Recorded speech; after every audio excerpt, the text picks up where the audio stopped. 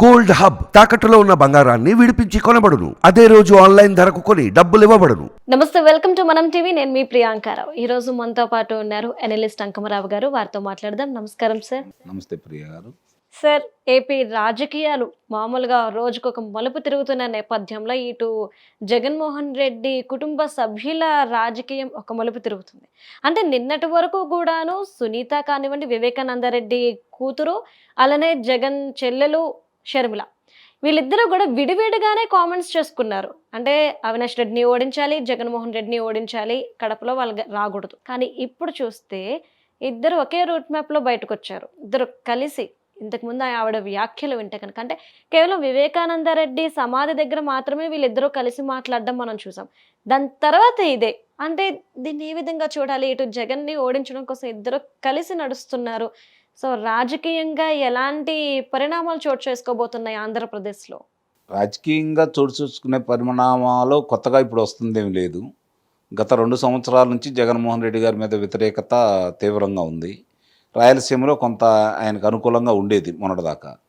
కానీ వివేకానంద రెడ్డి గారి హత్యకు సంబంధించి సునీత గారు చేసిన పోరాటం, అలాగే షర్మిల గారు ఆమెకు మద్దతు తెలిపిన విధానంతో ప్రజల్లో ఆలోచన మొదలైంది. హత్య ఈ కుటుంబ సభ్యులు అవినాష్ రెడ్డి గారి ద్వారానే జరిగిందని చెప్పని నిర్ధారణకు వచ్చిన తర్వాత ఆ ప్రాంతంలో కూడా వ్యతిరేకత మొదలైంది. ఏ విధంగా అంటే వివేకానంద రెడ్డి గారి హత్య ఉదంతమే కాకుండా ముఖ్యంగా సాగునీరు, తాగునీరు విషయంలో ఇదే తెలుగుదేశం ప్రభుత్వం ఉండగా 2014 నుంచి 2019 వరకు కడప జిల్లానే కాకుండా పులివెందుల్లో కూడా నీరు అందించారు. దానివల్ల చాలా చోట్ల చీని తోటలు కావచ్చు, రకరకాల పంటలకు సంబంధించి వారికి నీరు అందింది, రైతులు బాగున్నారు. మరి ఈరోజు ఈయన అధికారంలోకి వచ్చేసి నేను అన్ని పూర్తి చేస్తాను, చంద్రబాబు నాయుడు ఏమీ చేయలేదు, మిగిలినన్ని నేను పూర్తి చేస్తాను, మా నాన్నగారి కళ వాటిని నేను పూర్తి చేస్తానని చెప్పని ప్రచారం చేసి మా బాబాయ్ గారిని చంపింది చంద్రబాబు నాయుడు గారే, నారాసుర రక్త చరిత్రే, దీనికి లోకేష్ బాబు గారు ఉన్నారు, ఆదినారాయణ రెడ్డి గారు ఉన్నారు, బీటెక్ రవి గారు ఉన్నారు అని చెప్పి ప్రచారం చేసి ప్రజలను నమ్మించి ప్రజలు కూడా నిజమని నమ్మి అధికారంలోకి వచ్చాడు. ఈరోజు రాయలసీమలో తెలుగుదేశం ప్రభుత్వం ఎన్ని వేల కోట్ల రూపాయలు ఖర్చు పెట్టి నీటిపారుదల సంబంధించినటువంటి కార్యక్రమాలు చేశారు. ఇతను వచ్చి ఎందుకు ఆపేశాడు? 100 పైచిలుకు వాటిని ఆపేయడం కూడా జరిగింది. ఇవన్నీ కూడా ప్రజలు బేరీజు చేసుకుంటున్నారు. రాయలసీమ ముద్దుబిడ్డ మనకేదో చేస్తాడని చెప్పి ఆశపడ్డారు వీళ్ళు, మరి రాయలసీమకే అన్యాయం చేశాడు. ఇవన్నీ కూడా దృష్టిలో పెట్టుకున్న తర్వాత ముఖ్యంగా ఇప్పుడు ఈరోజు జరుగుతున్న పరిణామాలను కనుక మనం గమనిస్తే ప్రజా వ్యతిరేక విధానాలే కాకుండా ఆ రోజు ఆయన కలిసి వచ్చినటువంటి వివేకానంద రెడ్డి గారి హత్యకు సంబంధించిన విషయాలు, ఈరోజు సునీత గారు మాట్లాడే ఒక్కొక్క మాటకి ఈయన దగ్గర సమాధానం లేకుండా పోయింది కదా. నిన్నగాక మొన్న ఆమె న్యాయస్థానం దగ్గర అడిగిన మాటలకి సమాధానం ఏముంది? దీని గురించి మనం మాట్లాడుకుందాం రండి అని చెప్పని ఆమె వీళ్ళకి సవాల్ విసురుతానే ఉంది కదా. సమాధానం అయితే లేదు కదా. ఈరోజు మీరు అన్నారు నిన్నదాకా వాళ్ళు విడివిడిగా ఉన్నారని చెప్పి, ఈరోజు కలిసి వాళ్ళ అభిప్రాయం, ఇద్దరు అభిప్రాయం ఒకటే. బాబాయిని చంపింది వీళ్ళే, అవినాష్ రెడ్డి గారు, కాబట్టి అవినాష్ రెడ్డి గారి ద్వారానే చంపబడ్డాడు. మరి అలాంటి హంతకుడిని రక్షిస్తున్నాడు మా అన్నయ్య.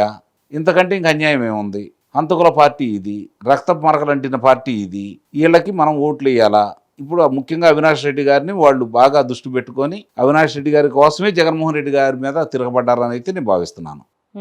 నా కుటుంబంలో న్యాయం జరగలేదు, షర్మిల గారు ఆలోచనకు వచ్చేతలకి ఆస్తి పంపకాల్లో న్యాయం జరగలేదు, కాబట్టి నాన్న మీద ప్రతీకారం తీర్చుకోవాలని చెప్పి ఆమె వచ్చింది కాంగ్రెస్ పార్టీలో ఈరోజు అధ్యక్షురాలైంది. ఆమె తిరుగుతూనే ఉంది. రాష్ట్రం మొత్తం ఎక్కడ ఒకసారి కూడా ఎక్కడ భయపడలేదు. రాష్ట్రం మొత్తం మీద కూడా అన్న మీద తిరుగుబాటు చేస్తూనే ఉంది, అన్న వైఫల్యాల గురించి మాట్లాడుతూనే ఉంది. ఇప్పుడు సునీత గారు కూడా అదే ధైర్యంతో, నిజంగా వాళ్ళ ఇద్దరు ఆడపిల్లల ధైర్యం చూసి చాలామంది మగాళ్ళు సిగ్గు తెచ్చుకోవాలి. ఈరోజు పోరాటం ఎలా చేయాలో అమరావతి మహిళలను చూసి కానీ లేకపోతే వీళ్ళిద్దరిని చూసి కానీ నేర్చుకోవాలి.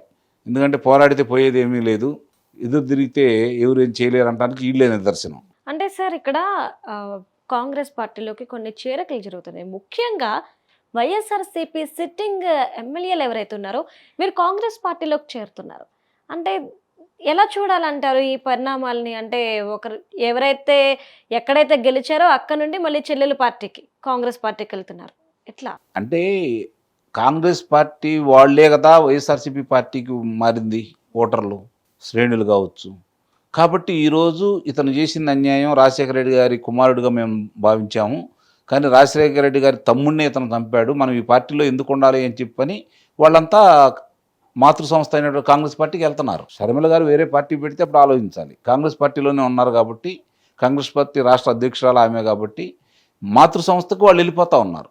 ఈయన కొత్తగా తయారు చేసిన సైన్యం అయితే ఏం లేదు కదా. తెలుగుదేశం పార్టీ నుంచి వచ్చిన వాళ్ళు, కాంగ్రెస్ పార్టీ నుంచి వచ్చిన వాళ్ళే కదా ఈయన దగ్గర ఉంది. ఇప్పుడు వాళ్ళు మళ్ళీ మాతృ సంస్థకి వెళ్ళిపోతూ ఉన్నారు. కాబట్టి వలసలు మొదలైనవి. ఏ విధంగా మొదలైనవి అంటే శాసనసభ్యులు లేరు, శాసనమండలి సభ్యులు లేరు, రాజ్యసభ సభ్యులు లేరు, లోక్సభ సభ్యులు లేరు, శ్రేణులు లేరు. గ్రామాలు ఖాళీ చేసి తెలుగుదేశం పార్టీలోనో, జనసేన పార్టీలోనో, కాంగ్రెస్ పార్టీలోనో వెళ్ళిపోతూ ఉన్నారు. నీ పార్టీకి వచ్చేవాళ్ళు లేరు, మిమ్మల్ని చూసేవాళ్ళు లేరు, పలకరించేవాళ్ళు లేరు. ప్రజలు ఈరోజు అంత తీవ్రంగా ఈయన్ని పరిగణిస్తూ ఉన్నారు. దూరంగా ఉండాలని, ఈయన ఓడించాలని చెప్పని ప్రజలు ఆలోచిస్తున్నారు. కాబట్టి అనుగుణంగానే వెళ్ళగలుగుతుంది. నిజంగానే ప్రజా మద్దతు కనుక జగన్మోహన్ రెడ్డి గారు ఉంటే ఈ వెళ్తే ఆటంకాలు కలిగి ఎదురు తిరిగేవాళ్ళు కదా. సావధానంగా వింటున్నారు అంటే వాళ్ళు నమ్ముతున్నట్టే కదా. కళ్ళ ముందు కనపడుతుంది, నమ్మకేం చేస్తారు? చాలా స్పష్టంగా కనపడతానే ఉంది కదా. కడప జిల్లాలో అందుట్లో పులివెందల గడ్డ మీద వైఎస్ రాజశేఖర రెడ్డి గారి తమ్ముడు ఆయన ఇంట్లోకి వెళ్ళి హత్య చేసే ధైర్యం ఈ ప్రపంచంలో ఇంకెవరికైనా ఉందా? వెళ్ళగలరు అసలు ఆ సామ్రాజ్యంలోకి అంతర్గతంగా అని చెప్పి అందుట్లో వీళ్ళే చేశారు, అవినాష్ రెడ్డి గారి ప్రమేయంతో జరిగిందని చెప్పి స్పష్టంగా అర్థమైపోయింది. కాబట్టి ఈరోజు ప్రజలందరూ కూడా స్వాగతిస్తున్నారు వీళ్ళు మాట్లాడే ప్రతి మాటకు కూడా. నిస్సందేహంగా ఇందాక నేను చెప్పినట్లు ఎట్టి పరిస్థితుల్లో కూడా పులివెందులో జగన్మోహన్ రెడ్డి గారు గెలవరు, కడపలో అవినాష్ రెడ్డి గారు గెలవరు. రాష్ట్రం మొత్తం మీద నాకు తెలిసినంత వరకు 161 స్థానాలు పైమాట తెలుగుదేశం, జనసేన, భారతీయ జనతా పార్టీ కూటమి గెలుస్తుంది. 25కి 25 లోక్సభ స్థానాలు కూడా తెలుగుదేశం పార్టీ, జనసేన కూటమి గెలుచుకోబోతుంది. అంటే ఈ నేపథ్యంలో చూసుకుంటే అవినాష్ రెడ్డిని ఓడించడం కోసం చెల్లెళ్ళు ఇద్దరు కూడా కలిసికట్టుగా పయనిస్తున్నారు. ఈ నేపథ్యంలో అక్కడ అవినాష్ రెడ్డి గెలవట్లేదు కడపలో అంటే ఒక ఎంపీ సీట్ కాంగ్రెస్ ఖాతాలో పడినట్టేనా? అది కాంగ్రెస్ గెలుస్తుందా, తెలుగుదేశం గెలుస్తుందా అనేది చెప్పలేం. కానీ అవినాష్ రెడ్డి మాత్రం ఓడిపోతున్నాడు. ఎందుకంటే పరిస్థితి అక్కడ ఇప్పుడు ముగ్గురు చీల్చుకుంటారు. ఇప్పుడు YSRCP party, Congress party cadre అని చెప్పాను కదా. వాళ్ళు కనుక కాంగ్రెస్ పార్టీకి అందరూ రాకపోయినా కొంతమంది వచ్చా తెలుగుదేశానికి అవకాశం ఉంటుంది, తెలుగుదేశం కూటమికి అవకాశం ఉంటుంది. అక్కడ లేదు, అందరూ కూడా అప్పుడు 3 లక్షల ఆధిక్యత వచ్చింది కాబట్టి వాళ్ళందరూ 70% కనుక షర్మిల గారికి ఇస్తే షర్మిల గారు గెలవచ్చు. అంతేగాని అవినాష్ రెడ్డి గారు మాత్రం గెలవరు, అది మాత్రం స్పష్టం, పక్కా అనుమానమే లేదు. ఇక కానీ ఒకనొక నేపథ్యంలో అంటే అవినాష్ రెడ్డి వివేకానంద రెడ్డి కుమార్తె అయిన సునీతతో చెప్పిన మాటలో ఆవిడ అన్నారు, అంటే నాకు బీజేపీ సపోర్ట్ ఉంది, ఇక్కడ కాకపోతే నేను బీజేపీలోకి వెళ్తాను. ఆయన అనలేదు, అవినాష్ రెడ్డి గారు అనలేదు, జగన్మోహన్ రెడ్డి గారు అన్నారు. ఇప్పుడు మనం ఏదైనా చర్య తీసుకుంటే ఆయన ఏముంది, భారతీయ జనతా పార్టీలోకి వెళ్తాడు, ఏం చేయలేం కదా అని చెప్పని అవినాష్ రెడ్డి గారిని ముందు నుంచి రక్షించాలనే ఉద్దేశం ఉంది కాబట్టి జగన్మోహన్ రెడ్డి గారు చెప్పారని చెప్పి సునీత గారు చెప్పారు. అవినాష్ రెడ్డి అనుమానం ఎప్పుడు వచ్చింది వీళ్ళకనేది తర్వాత ఆమె వివరంగా చెప్పింది. మొట్టమొదట శవ పంచనామా అప్పుడు కూడా చాలా అమాయకంగా మాట్లాడాడు, ఇక్కడే అంతకులు ఉంటారని ఆ రోజు నాకు అనిపించలేదు, వీళ్ళు చెప్పింది నేను నమ్మి నిజంగానే తెలుగుదేశం పార్టీ వాళ్ళు చేశారని భావించాను. కానీ వాస్తవాలు తెలిసిన తర్వాత, జరుగుతున్న పరిణామాలన్నీ చూసుకున్న తర్వాత మరి అధికారంలో రాంగంలోనే దాన్ని అటకెక్కిచ్చేసి సిబిఐ విచారణ అంటే అది వద్దని చెప్పిన తర్వాత అనుమానం వచ్చి ఏందని అడిగితే అప్పుడు జగన్మోహన్ రెడ్డి గారు ఈ మాట అన్నారు. కాబట్టి ఇది ఇలా ప్రమేయం ఉందని చెప్పని అనుమానం వచ్చి ఆమె పోరాటం మొదలుపెట్టింది. వీళ్ళ మీద నమ్మకం లేక ఢిల్లీ సుప్రీం న్యాయస్థానం దాకా వెళ్ళి ఆమె పోరాటం చేసి గెలిచింది. కాబట్టి ఈరోజు ప్రజలందరికీ వివరంగా తెలిసింది. ఇప్పుడు ఆమె ఒక మాట అడిగింది కదా, 3 సంవత్సరాలు పట్టింది సిబిఐ వాళ్ళకి గొడ్డలి పోటు వల్ల చనిపోయాడని తేల్చడానికి. నీకు 3 గంటల్లో ఎలా తెలిసింది? ఎన్ని దెబ్బలు పడ్డాయి, ఎట్లా పడ్డాయి, ఏం జరిగింది? అంత స్పష్టంగా ఒక చిత్ర దర్శకుడు, నిర్మాతగా వివరించినట్టుగా మీరు ప్రజలకు ఎలా వివరించగలిగారు అని చెప్పిన అమ్మాయి సూటిగా అడిగింది కదా. సమాధానం ఏమని చెప్పండి దానికి. కాబట్టి ఈ ఉదంతాలన్నీ కనపడతా ఉన్నాయి. ఆమె ఇద్దరు చెల్లెళ్ళు కూడా ఈరోజు చాలా స్పష్టంగా వాళ్ళకు జరిగిన అన్యాయం కాకుండా ఇలాంటి వాళ్ళు చట్టసభల్లో ఉండకూడదని చెప్పని బయలుదేరారు. అది అభినందనీయం. Thank you so much sir.